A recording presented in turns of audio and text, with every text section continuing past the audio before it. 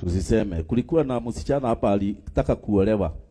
Akakuja akaniambia ninataka uniombee pastor, nataka mtu wa kunioa. Nikamwekelea mikono nikamwombea na nikamwambia na kweli wakati wako umefika na mtu atakuja. Alafu baadaye akaniambia na kuna kitu nataka kukupatia kwa sababu ya hiyo maombi nimeombewa. Nataka kutoa gari kwa hii ministry. Nikapokea. Alafu akaniambia na kuna mambo matatu nataka kwa Bwana. Number 1, sina nyungu ya mtoto, ilitolewa secondary. Nilifanya mambo ikawa na machimo ikatolewa. Kwa hivyo siwezi kushika mimba. Nikafikiria kama pastor.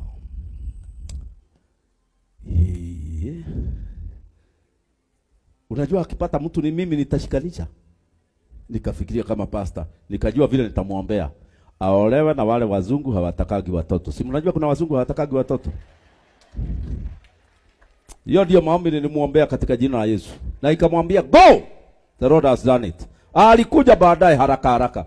Akaniambia nashukuru Mungu nimepata mtu wa kunioa. Nikamwambia ni wa nchi gani? Akaniambia ni assistant pastor wako.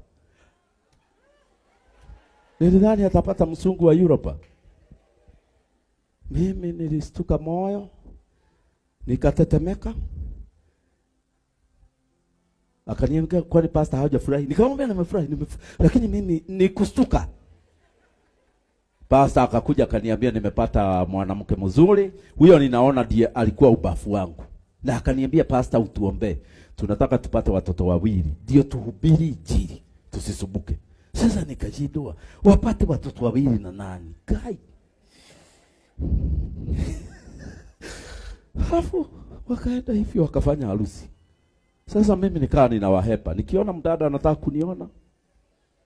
Nikimaliza ibada na ndio tunakuwa na tumilango hapa ya kuhepa ndio. Saa zingine hautaki kusumbuana na watu na shida zao.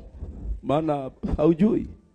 Sasa ninaenda alafu akaona mke wangu. Akamwambia nilikuwa nataka kuambia pastor. Mimi nimepata mimba na daktari ameconfirm niko na miezi 4. Nilirudi kutoka kwa ofisi. Nikasema ako wapi yule dada? Ni Mungu alinitetea. Na nilikuwa na mateso mengi sana. Huyo ndugu alikuwa anakuja ananiambia, pastor kubuke tu tunataka watoto 2. Ninasikia hiyo kitu inaniambia sema hakuna watoto. Lakini nini nyamaza na Mungu akanitetea. Na nyinyi watumishi wa Mungu mkiwekwa mafuta nyamazeni.